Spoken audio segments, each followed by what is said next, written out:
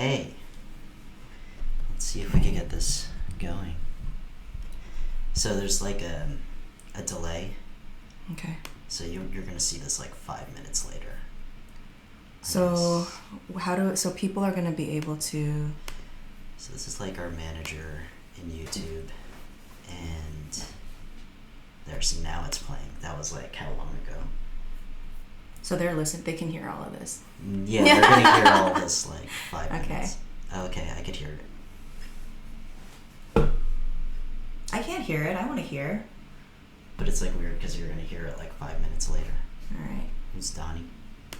Hi, Donnie. Oh no, it's only in like one ear.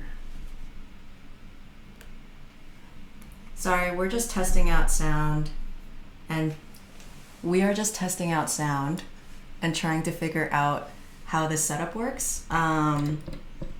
This is helpful. I think James wanted to do live streaming stuff for a while, and I'm going to be doing my next workshop online, so we are just trying to figure out how to future.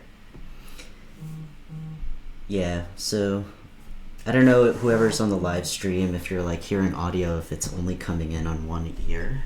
I need to figure out how that works. My brother said to fix my hair. I see. Okay. Where do I fix it, Peter? I'll be back. I'm gonna check the mono stereo of the audio. All right. So while James is going to play around with the audio to make sure that things are okay, I guess I can do a really quick and awkward intro for the 4 people here. My name is Jess. James and I have been wanting to do something for a while. We've played around with a podcast just for fun for ourselves, and we thought it would be fun to record it and try a live stream, but both of us are really awkward in front of cameras, and being live is kind of terrifying. I'm also doing my first journaling workshop online, so I have to try to figure out how to do all of these things too. All right, I'm gonna do a mic check with you. Are you ready? No, I'm not ready yet. I didn't really do it. Peter said he can. My brother said he can hear me okay. Okay. Yeah, I think there's just a matter. I'm like being an audiophile right now, and like I'm listening to it, and it's like only coming in on the left ear, or it's stronger on the left ear than the right ear. All right, are you ready? But I guess we'll just roll with it, and then I can see if I can fix it along the way. Can you hear me even without the mic? Okay. You hear you fine. You don't need to move the microphone closer. I believe. Cool. All right. So, what are we doing? If any of you guys watching this have questions for us too, you should put. Camera's laggy, but the sound is fine. Thanks, Donnie. Thanks, Jason. Cool. If any of you have questions for us too, since we just kind of need things to. Can you sit closer to me? You're really. We're remoting in. So if you guys are curious about the setup that we have going on right now, I currently have my Sony a7 III hooked up with an Elgato Cam Link, which is capturing the video onto the computer that's on my workstation. And I'm remoting into the computer over there with this laptop here, so it does look laggy here as well. We have another camera angle, but we had like 3 cameras going, but I think it was like too much for the cameras in my computer. Also might be explaining why it's laggy is because I have like 3 capture devices going straight into the camera, but we do have like another angle set up, and that was it, not it. We also have 2 microphones on these stands right here, which is capturing the sound and making it sound a little bit better than if we were just going to be using the webcam camera. And Peterson. Thanks. Yeah, so basically, we had another camera angle set up, but we were experiencing this when we were setting stuff up. Basically, the cameras overheat at some point, but it wasn't that bad because these cameras have been running already for like over an hour straight. So, assuming we don't have them on the entire hour that we're setting up the equipment, they won't overheat and we'll be able to do a 1 hour session. But yeah, hopefully that stuff will get fixed. Maybe next time I'll only have like one camera hooked up into my computer, my laptop, because I could hear it. It sounds like a spaceship right now because it's getting pretty hot. Oh, really? Yeah, you can hear it, right? Oh, yeah. But yeah, we're here at the studio. We wanted to test out this live streaming equipment because I wanted to help Jess do a live version of one of our workshops. We're testing this as one other alternative to potentially her using Zoom. So I was just showing her how this live stream setup would work as opposed to just doing something on Zoom. I think it has the virus. Yeah, I think... Yeah, my A7 III could potentially be coming down with some coronavirus. Yeah, Jason said, I think your camera might have a fever if it's overheated. Thank you, Jason. You want to do some questions from friends to Sure. What did you test write down? out? So, Jess put out a message and people were texting her some questions. Their first question is, what's for breakfast? I didn't eat anything. Well, you made some eggs and rice that I had a little bit of a bite of, but... You just ran over to the coffee shop down the corner from the studio and got me a croissant, which I haven't eaten yet. I'm staring at the bag right now. You want to do a mukbang? It's gonna be messy. I microwaved an egg today. I put egg and water and sesame oil into a bowl and microwaved it because we didn't have time. And then All right, we were planning to come to the studio, and I told Jess we were gonna leave at 12:45. Tell me how. And then I put the egg in the microwave at 12:43. Yeah. All right, whatever. So I had some 14-hour-old rice and some leftover kale and a microwaved egg for breakfast. Yeah, nourished. All right. How many White Claws does James drink in one day? So... me and my best friend Christy, we prefer Truly over White Claw, first of all. Okay. But when I went out, so Jess made a status yesterday saying that I went out for survival food and came back with a case of White Claw, which was 2 pints true. of ice cream. And well, that was my first run. I got 2 pints of ice cream. My second run, I came back with a case of White Claw. I was looking for Truly, but there was no Truly. Mm-hmm. There was White Claw. And I'll jump into Peter's question after this, but I got White Claw, and they were Trulies. Me and Christy once we played like video games and went through about 12 Trulies between the both of us. So I think on a good night I could pound down about 6 of them, but not like every night. Last night I had 2. I could have had more. Because I also had Coca-Cola before that, but if I didn't have the Coca-Cola, I could have put down about 4. All right. So survival food, this is kind of an add-on question to my survival food. I got some... Well, the first full question is, what did you guys get for survival food? Yeah, what did we get for survival food? I got some pasta, some tomato sauce. I got just some tuna, some bumblebee, favorite. What else did I buy? Eggs. We have a ton of eggs in our fridge now. 2 pints chicken of nuggets. Chicken nuggets. I got frozen chicken nuggets. 1 box of frozen chicken nuggets. Yeah.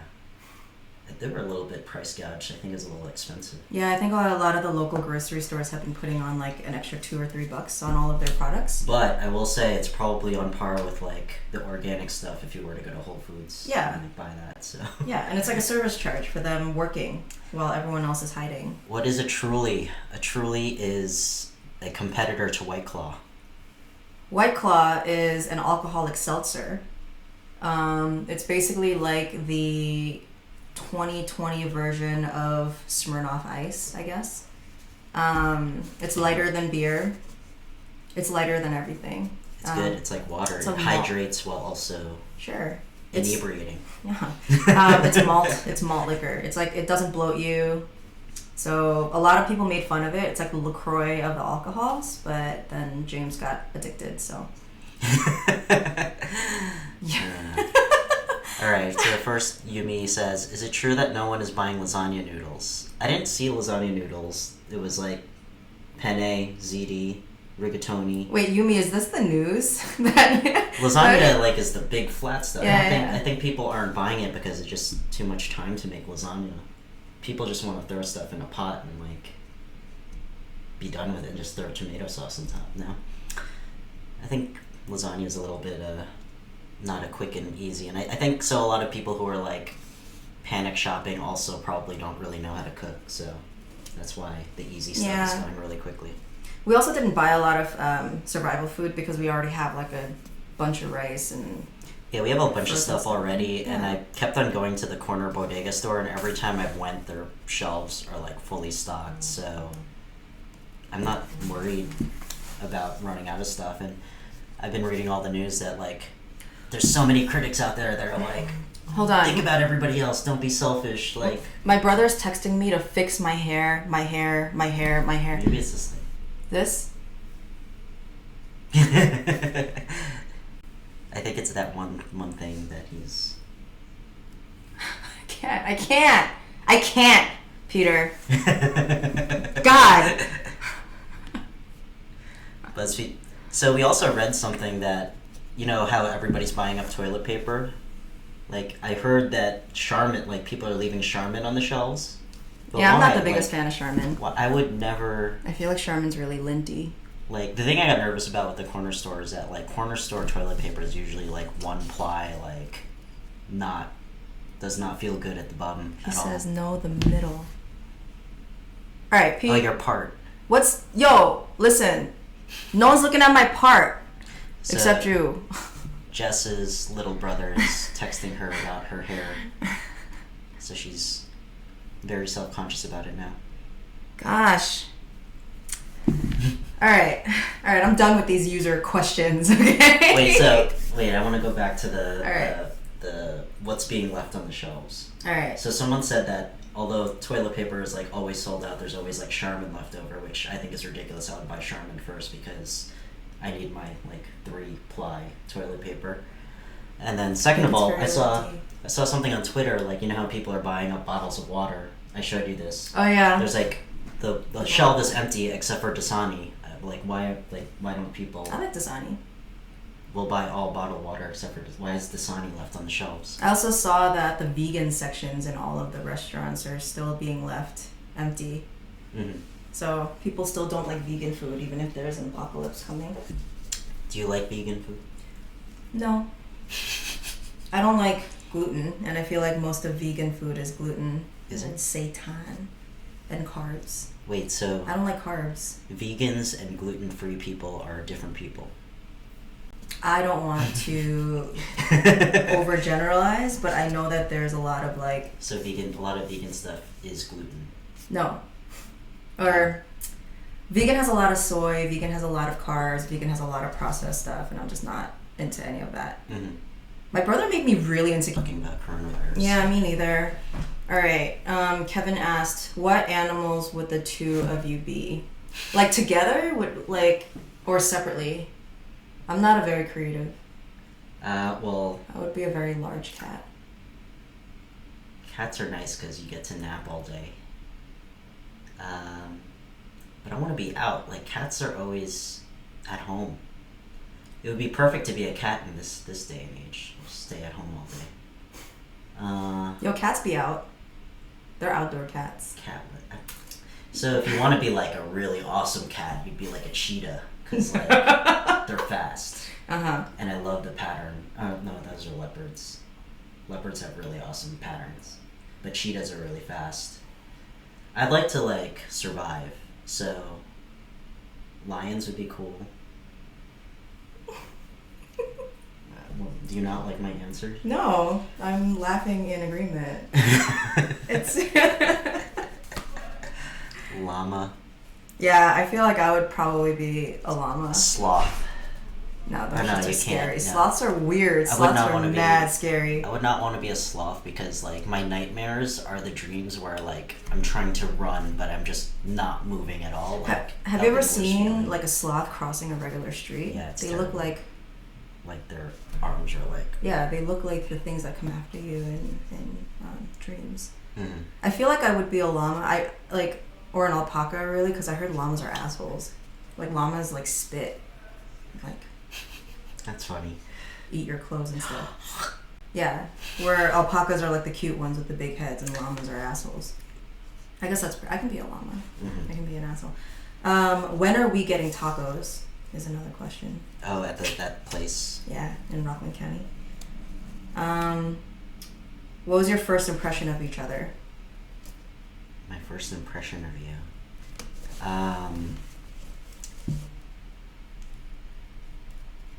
Well, my first impression was I really liked your Selena shirt that you were wearing. I always talk about that. Yeah. We met up, like, you came in, you were wearing, like, this, how do you call that? Cropped Selena shirt or something? Yeah, it was a long sleeve. Mm-hmm. It was cropped, and then it had a picture of Selena. She was a singer. Back when I was a kid. Okay, this girl is long sleeve, knows her stuff. It was actually, should I say this? It was actually the shirt that I slept in. Because I was running late. Because our first date was on New Year's Day, No. and I always tell this, but like, we met on a dating app, and we planned our first date to be on New Year's Day, and I was like asking, what time do you want to meet up? Like 9 a.m.? Well, we were gonna bike. We were gonna bike because it was gonna be 60 degrees, and I was just like dying to bike. So he's like, I bike.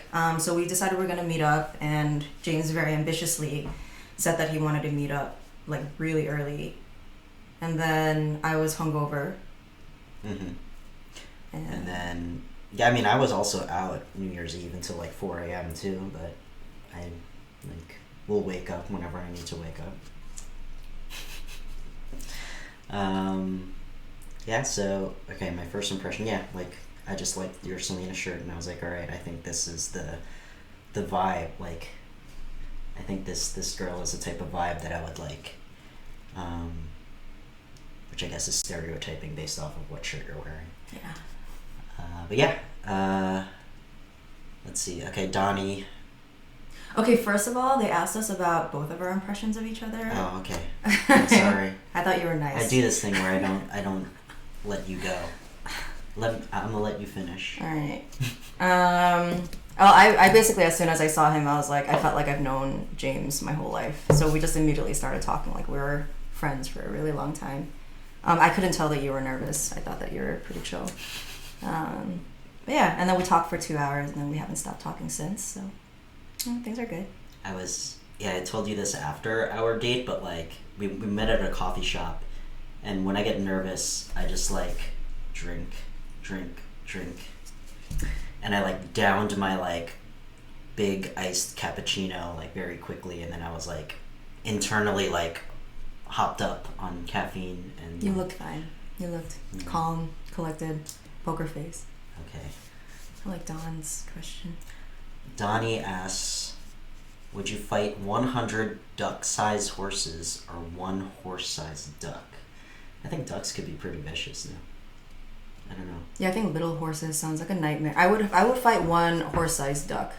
I think those would be easier to... That's true. Yeah, one horse-sized duck. It's less to think about. Only one. Yeah, and then just like get it from like behind and like confuse it. I would imagine that 100 duck-sized horses could just, surround you, and like when you're trying to knock down one, there'd be like 20 others going around you. Yeah, and horses have mad weapons, right? Like their legs, their feet, their mouths. Ducks just have their mouths, really. Yeah. So whenever I watch movies, Hi, Kevin.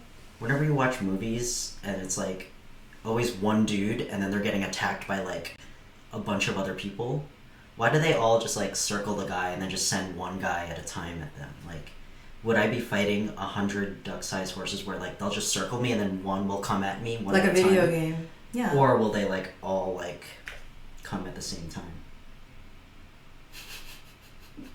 Okay, alright, let's continue. I'm getting a little too existential about this. Yeah. Hey Noza, what's up? Welcome to our test of our live stream. Can nerd out on I was talking about my equipment earlier, and one of my cameras overheated, but I think I tried to start up one of them. Let's see if it's working. James Camp. That's not that one.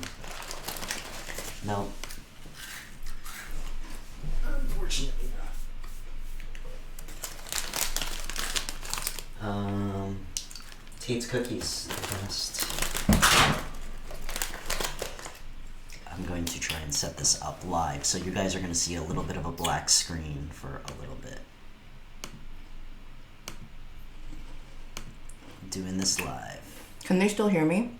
Yeah, they can. Oh, the smooth sounds of crisp cookie. I don't know why it's not working. It was working before. Did it overheat? Did it overheat? I have 2 cameras. Why not use 2 cameras? All right. So while James is trying to figure out the other camera, another question we got was, do you read? I read. The last book that I highly recommended to people, the last 2 books I highly recommended to people. Are you ready? Yeah. The last book I recommend is called Killers of the Flower Moon. And it talks about... Move back the cameras. No, there you go. You're like blurry all the way up there. Okay. It's about a Native American tribe, true story, that got pushed onto a reservation, and then the reservation ended up having mad oil, so then all the people on the reservation became filthy freaking rich. But then, for some reason, one by one, they kept getting murdered. And it's a story about how everybody who tried to investigate the murders got murdered or were corrupt. And then the FBI was born. And it was their first criminal case where they were trying to figure out who was killing the Osage Indians, Osage Native Americans. And it's this crazy freaking story, and I highly recommend it. It's super true. So yeah, Killers of the Flower Moon. It's written by a journalist, a long-form journalist, so it almost reads like a really long, New York article. I'm making a status on my Facebook for our thing. Okay. So they're not all. I need to get some of my friends in here. Yeah, these are all my friends. Way to show up, guys. Love you. Love you very much. All right, I'm gonna see if. What's your biggest my pet book? peeve? Wait, Oh, my turn for the book. So I don't normally read. Yeah, I don't really read that often, but I did pick up a book by recommendation of Bill Gates, because I've been on this education thing, and I was reading Bill Gates's blog, because Bill Gates reads a ton of books, and there was one book that was just called Prepared by Diane Taverner. And she is a founder of this specific set of charter schools called Summit Schools. And she had an opportunity to basically design her ideal school from scratch. And it kind of follows along the lines of a lot of stuff I was thinking about, because I had this overall dream of wanting to redesign a school. And I'm just in the beginning of it, but all the stuff that she's been talking about in the very first chapters is everything that I've been thinking about how the current school systems are kind of failing children, because they're made to churn out factory workers, but modern day jobs are not factory jobs, and the modern school system is kind of failing a lot of kids. So she had designed this new program under the Summit School charter school thing. It started in California, so it's just a book basically sharing her blueprint for those schools. So I'm in the middle of it. I think it's very interesting so far, but I don't know. I've been skeptical about charter schools, but I guess charter school just defines any experimental type of school that does not adhere to the core requirements, state requirements. But you need to be called a charter school if you want to get money from the government in order to operate as a school. So yeah, I mean, I have mixed feelings about charter schools, but I think the way this book is going is very interesting, and it was a recommendation by Bill Gates, who's a very smart person too. So yeah, I've been reading that book, even though I don't really read books that often. I also really like the last book that you recommended to me, which was called The Dip. D as in David, I, P as in Peter, by Seth Godin. Yes. So that book, it's a super short book, but it's essentially a book that says we all want to quit something at some point, right? So you might be start, like at any given point, whatever project you're interested in or relationship you're in or whatever commitment you make, there's going to be a really difficult point. Whether it's like a really challenging point or a really boring point or just like you're uninspired or whatever. And a lot of people end up quitting at that point. But it's like an inevitable point before you kind of reach success. And a lot of people don't reach success because they quit at the dip. So it's a really kind of like straightforward book about how do you know the difference between when you're in the dip or when you're in a situation where you should quit. The book came at a really timely place for me, and it really made me think about like difficult or boring times differently. So I also highly recommend that book per recommendation of James. Mm-hmm. Cool. There was a little bit of discussion going here about Coke or Pepsi. I'm very passionate about this. Yeah. So let me go first. Coca-Cola all the way, but it has to be in a can. I prefer canned Coca-Cola over bottled Coca-Cola. I don't know, there's something about the Coke coming from the can that just tastes so much better. Team LaCroix. No, I think if I had to choose between Pepsi and Coke, I also choose Coke, but my favorite is the glass bottle Coke, so yeah. Glass bottle, oh. Yeah. So like the Mexican Coke? Or no? Is it called Mexican Coke, or are you being racist right now? No, it's like Mexican Coke because they put like sugar cane in it instead of like whatever other sugar. Okay. Hi, Noel. Pepsi, man, I have feelings about Pepsi. What are your feelings about? You tell them, baby, what your feelings are about Pepsi. Well, I don't know if it's just that like, if I go into a restaurant and I ask for Coke and they're like, is Pepsi okay? I'm like, no, I'll just have water. I mean, it's not that bad, but sometimes I'll do that just for giggles. Bottled soda tastes flatter. Yeah, that's true. Yeah, maybe that's why I like it. Maybe I'm not really a soda person, right? I don't know if it's actually called Mexican Coke. I'm like skeptical on whether it's called Mexican Coke. Like when Coke. I order on Seamless, like sometimes it's written like Mexican Coke. All right. Okay, where were we at? We did books. We hit on this Pepsi versus Coke thing. What's your biggest pet peeve? I feel like I'm peeved by stuff, but I just don't have it like on file. You don't have it stored? Well, I'll let you go. Maybe something will come to me. My biggest pet peeve is when I'm in the bathroom and the door's locked. Yeah? And people check the door handle to see if it's locked, and they see it's locked, but then they knock after to be like, I'm here. So that's a huge pet peeve for me. Okay, I go slower. I slow down my flow on purpose whenever that happens out of principle. I was thinking I was trying to think of like a use case where that would be okay, but I guess the case that I thought of. So it's not locked because someone's in there. It's because you need a key to get right, in. But that's rarely the situation when people do it. In response to Doc No's question, I no longer hate the word moist because every time I used to tell people that I hate the word moist, y'all would use it like 20 times a day whenever you had the opportunity. So it's like telling someone you're ticklish and they find your weak spot and then they tickle you.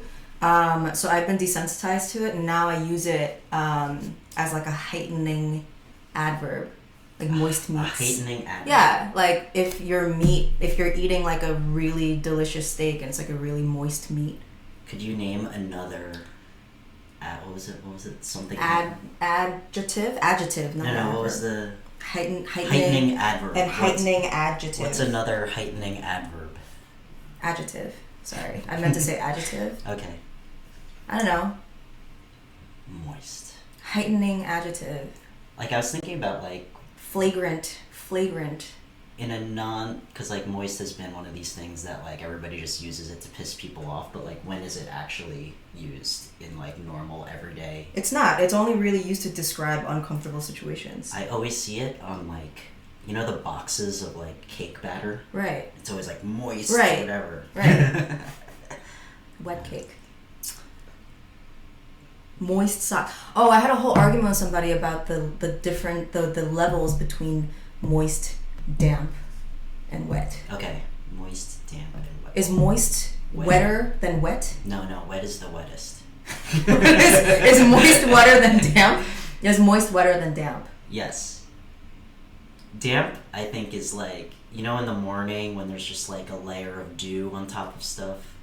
I feel that moist is less wet But than moist, damp. moist is like gets into the the air motion. It gets into. What does moist get into, James? Tell me all about. No, like moist socks, for instance. Okay. Right? I feel like moist socks That's are nasty. less wet That's so than nasty. damp towels. All right, so if I go running and it's raining, my socks are wet. Like, I think my socks. I don't know what moist socks would be because it would be just wet. No, like if they're like Moist, I would see like maybe my feet are sweating a little bit and it gets a little bit. Yeah, that would be moist, I guess. Is water wet? It would be juicy. Yeah, meat gets juicy, not moist. I agree with that. Wait, what do you agree with? Is moist wetter than damp? Peter was saying you say meat is moist, but then he says it would be juicy. Right, but you know, I'm saying it's a heightening adjective. Like, I want it to be a little uncomfortable. I only really insert it into uncomfortable situations because I feel like moist is an uncomfortable adjective. Yeah. I would never use moist to describe something that wasn't So, uncomfortable. what is it about moist that's nasty? Is it the image that it conjures up in your head when you use it, or is it the actual like sound of the word? It's both. It's both, but most things that you associate with moistness Mm-hmm. are not pleasant. Mm-hmm. Except cake, but I don't really like cake, so Okay. I don't like damp. I don't like wet cake. I like Wet fluffy. I like fluffy, unsweet cake, and those cakes are not moist. They're just I like moist cakes. I don't like a dry cake. I don't like a cake that when you eat it, you're like choking. right. All right, All right, let's move on from this. This is triggering. I'm triggered.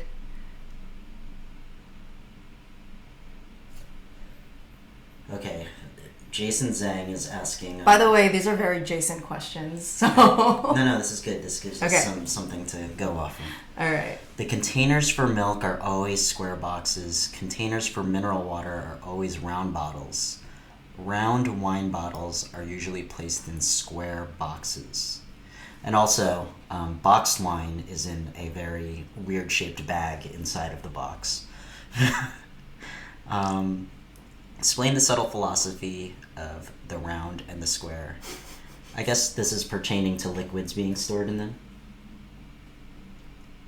I'm not sure if I follow this question, so I'm gonna let the designer. So I would say that, you know, the milk containers are square just because milk cartons are made out of like paper type of material. Okay. For the record, James is a designer, and also like a physics nerd. Mm-hmm. And I'm a psych nerd. Well, like product design has to do with like storage and like I guess it's much cheaper to form paper into squares than, and it's much cheaper to form like plastic and metal into cylinders. Okay. I'm gonna go with that. I have zero expertise in this subject, but that's my guess. All right.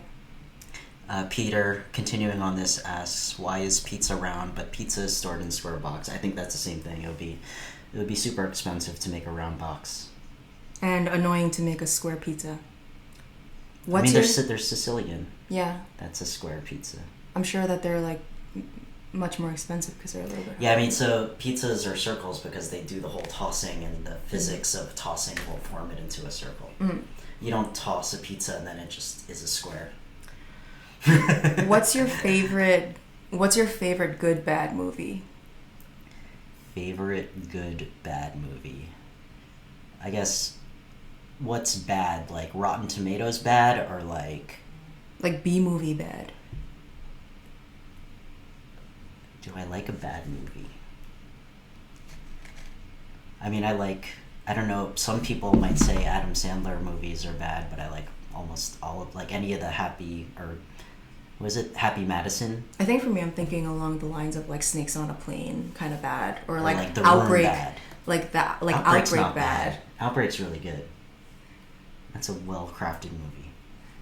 I love the Fast and Furious franchise. Yeah, Fast and Furious. I've watched every single one in theaters. When it first came out, people, like all the critics and stuff, said it was awful. But it's amazing. Yeah, Outbreak. It's on Netflix. Peter, I made you watch Outbreak. Yeah, no, Fast and Furious is great. It's my favorite. It's every single time one comes out, I go to the theaters and I watch it. And you know Han's coming back in this one. Yeah. You know that Han's full name is Han Solo? Soul spelled as in Korea. Korea Soul. Yeah. Yeah, that's Fast and Furious. Okay. You want to just ask each other questions? No. I'm still thinking of favorite bad movies. I really like Snakes on a Plane. I thought that was pretty I never watched Snakes on a Plane. I've just seen all the clips of it. What are all the Disney movies we've been watching lately? Those are pretty bad. What Disney movie? Like 10 Oh, Double Team? Double Teamed? No, Double that's Team? cute. That's okay. Yeah, that was a cute movie. Alright, what Move else? on. I need to put on... I'm getting cold. Okay. I But want wouldn't to see the... if this camera works. Alright, do you want to turn off the live stream?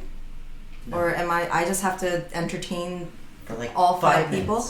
5 minutes? Alright. Y'all, ask me a question while James isn't here.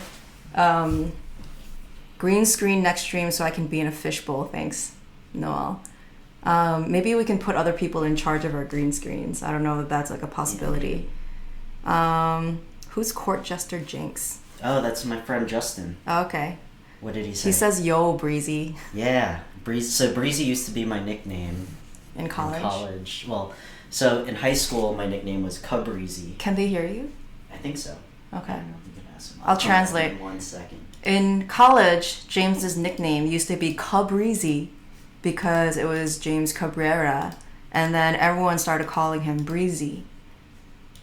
What is your nickname? What is your childhood nickname? Are they asking you? I'm asking them. I want them to tell me in the chat. My childhood nickname, well, my high school nickname was Booby. Booby. B-O-0-B-I-E. Because that was like my Zanga. Okay, everybody can hear you. Noel said, Anna wants to know how much I like James. Oh boy. Getting personal. My arms are short, but my span is big. I like him very much. Thanks, Anna. Yeah, this other camera, man. It was working before, but now it's out. I mean, next time. Yeah. Time. I just had the cameras running for way too long before we actually went live. All right, I'm back. All right, we don't have any more questions. It's a black screen. Oh, no, we're good. It's a delay. It's a On- delay. Oh, okay. Okay. All right. Yeah, screen's turning black because I was like trying to get my second. We got to get perspective, some other views here. Is the sound lagging? No, it's not. I'll make it here. Okay. Okay, I'm back. What was the last question? Good bad movie, and then how much I like you. Oh. I don't think she was That's really not a good interested question. in how much you I liked like me a lot. Mm-hmm. Oh yeah, I wanted to get my... Peter's right. Thank you. Noel wants to know what we're using for the cam link. So, I have the Elgato Camlink 4K. I actually have 3 of them. There's 3 of them that's like currently hooked up to my computer. When I first set this up, I had the A7 III, which is currently recording us right now. I had my A6300, which was the one I was trying to get back started up. And then I had my Sony RX100. All 3 of them were actually like pumping into my laptop. When I first set everything up, all 3 cameras were working, but I had them like left on and I was like setting up for 1 hour. And the RX100 went out first. It like started overheating, so it just automatically turned off. And then the A6300 then also overheated, but that was already like after being on for 1.5 hours. But the A7 III is still chugging along. It's been on for about 2 hours now. It's been on like consistently.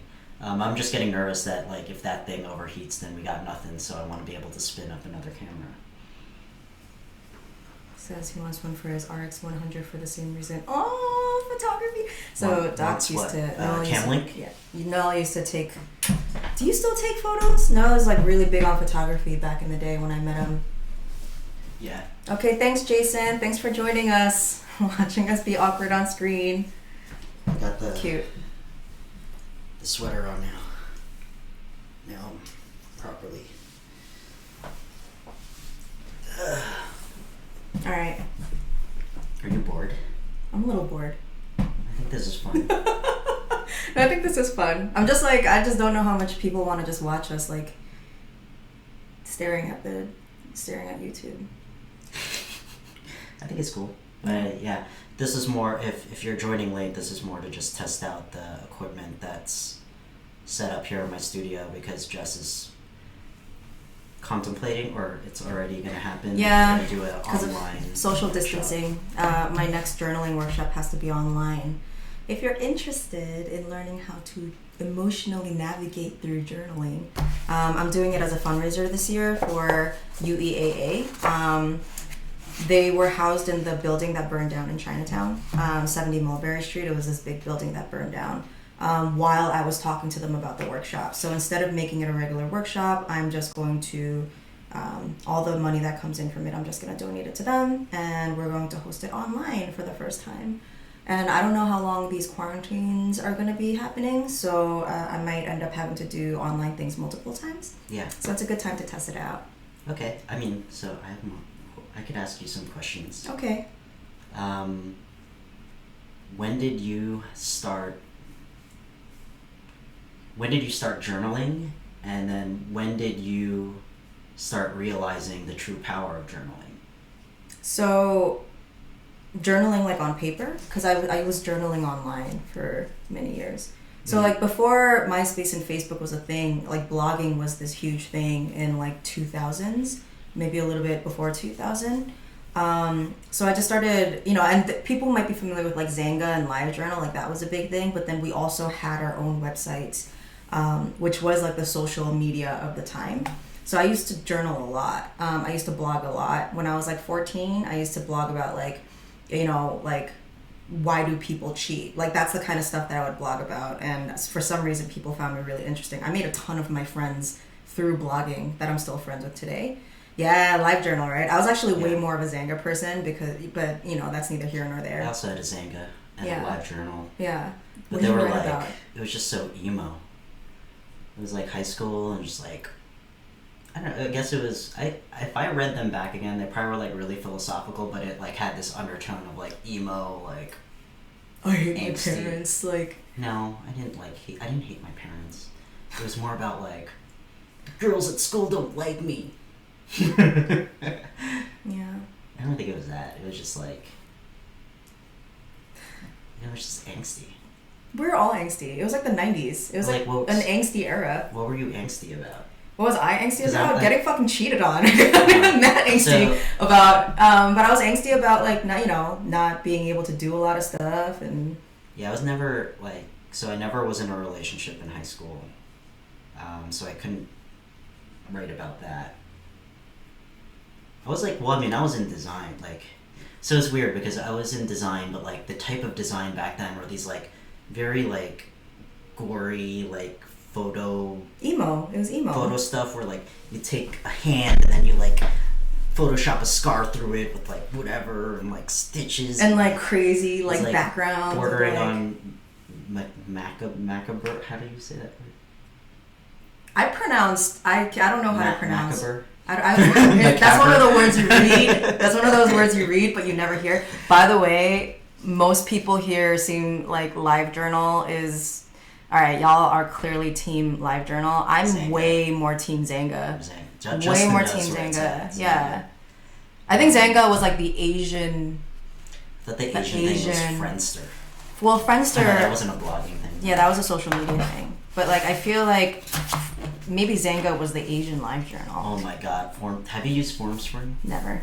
You didn't use FormSpring? Yeah. Okay, I've so never used FormSpring. let me tell you about So FormSpring was basically you had a profile, right? And anybody could anonymously like ask you a question. And like, at least when so Justin, because I think this came out when we were in college, and like people would get like such like, I don't know how to describe it. It's like gossipy, like oh shit, like type of questions that like. What would a FormSpring question be? Can we make this a FormSpring? No, because since it's like totally anonymous, like if you had mad drama with someone, like someone would like ask you a question that they couldn't ask you to your face, and it would be like. Nice. Yeah. I never did it. I never got there. Crazy. No, good thing you didn't. It was pretty interesting, but it was funny if you weren't. I wasn't a part. I was just reading everybody else's form strings, and I was a person that's like, oh shit. Yeah. Yeah. See, Justin knows. Okay, let's go back on subject. Zanga was great. I used Zanga. Did you use Dead Journal if you wanted to go like real emo? No, I wasn't like. I tried all of them. I tried Blogger, Dead Journal, Live Journal. I was on Blogger for a while. I loved Blogger. I think that's kind of when I learned how to like copy code from other people and put it into my. Yeah. But then I was usually and then eventually I got hosted by a friend, so I was like off of the platforms and had my own website for a while. And then I stopped journaling for like 10 years, and I started journaling, like paper journaling again in 2017. Mm-hmm. And it was really hard to get back into, but now that I'm back into it, life-changing. Yeah. It's great. And I like oh yeah, there's like those types of questions. Oh, like inflammatory questions, like hey, remember, okay, so I don't know if you guys see this, but Justin was like, oh, it's remember when you hooked up with blank kind of questions on FormSpring. I see. Yeah, I see. Okay. That's mad. Yeah, customizing. That's so juicy. That's actually how I got into design. Well, I was kind of already designing websites, but then I also was like customizing my MySpace using CSS. But like I didn't need MySpace to learn how to do that because I kind of already knew how to design websites. But I think like MySpace was the first time I was able to kind of like show off that I was able to design, because like I didn't even know you could design MySpace. Oh, you could, yeah. You could like hack not hack, but like override the default styling of the pages and like change everything, which was cool. I was a AOL.hometown.com kind of girl, or hometown.aol. Know what that is? It's like when you created an AOL account, you're able to make like a profile for yourself. Mm-hmm. So I would like, and it's really like a drag and drop. It was like GeoCities basically, but you're able to like create this whole profile, and that's when I first started playing around. And then I like had a GeoCities blog for a while, and then somebody found it and then plugged it, and then that's when I got big. Yo, I heard Tom was a Asia file. You got big? I got big. Big? Like popular? Yes. I don't know. I don't know if that was a real popularity or not.